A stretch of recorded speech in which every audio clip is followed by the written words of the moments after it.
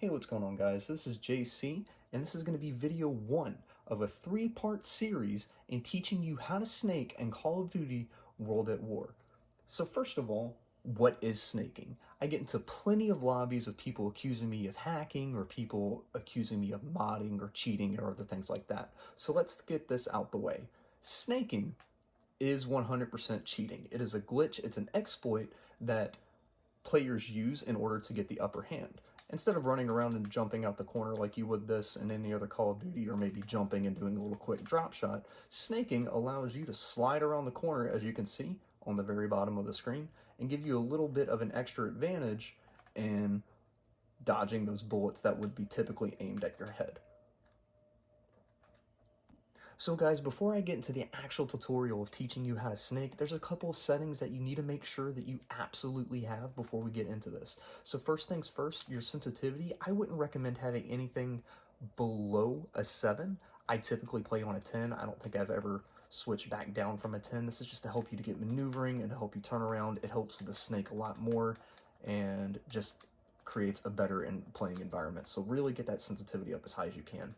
The second thing that I very, very strongly recommend, and I know that a lot of people like to play on tactical, please, please, please make sure that you're playing on default. Do not play on tactical. Now the difference is default, you would be going prone with your circle or your B button if you're on Xbox, and with tactical, you would be going prone with your R3 button.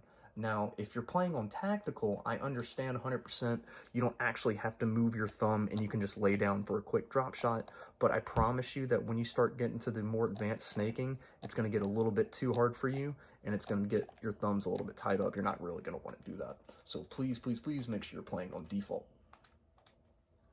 So now I'm actually going to get into it. How to snake. How to snake, all you're doing is you're laying down and you're sprinting.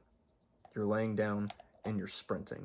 Now, when you're actually snaking on your screen, on this top screen up here, you're not going to actually want to lay down all the way and then sprint, because if you do that, it cancels out your snake and then you don't actually get the full effect of your snake. What you want to do is you want to time it to the point to where you're almost about to lay all the way down. It's kind of like in between your crouch and your prone, and then that's when you're going to want to sprint. And then if you do that, you get a little bit more effect out of your snake.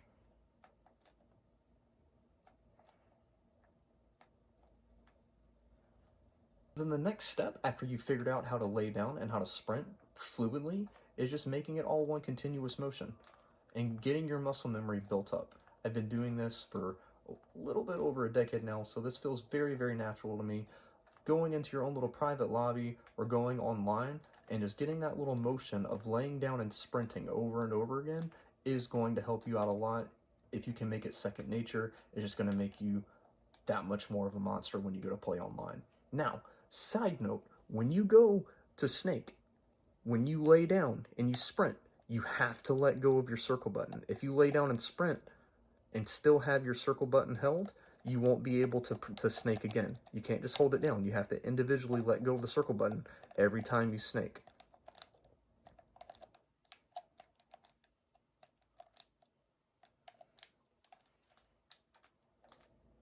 So you're probably wondering right now, JC, what is the purpose of snaking? Does it make you invincible? Can you not be killed?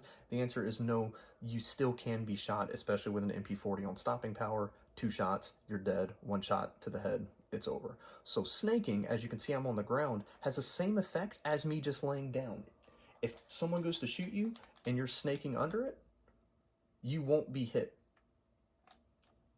Now, the same concept applies, let me try to move this over, same concept applies is if you're behind a barrier and you're snaking.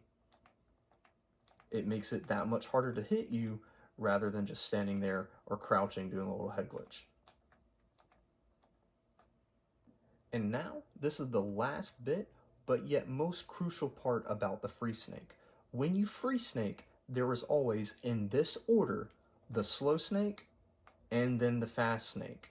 If you'll notice on my screen, one time I snake, I'm moving slow. The second time, I'm moving a lot faster. And this is vital for when you come around corners. If you're coming around a corner on a slow snake, you're gonna kind of drag a little bit and you're not gonna get that far.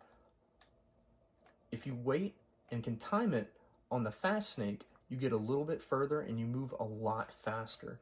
It's super important for when you go to rush. You do not want to get caught on a slow snake. Makes it way too easy for the enemy to catch you.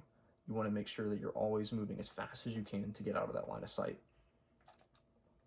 And now hopefully you have a little bit more of an understanding on what snaking is and how to use it to your advantage. Now, with free snaking being the most basic form of snaking, it's not the best.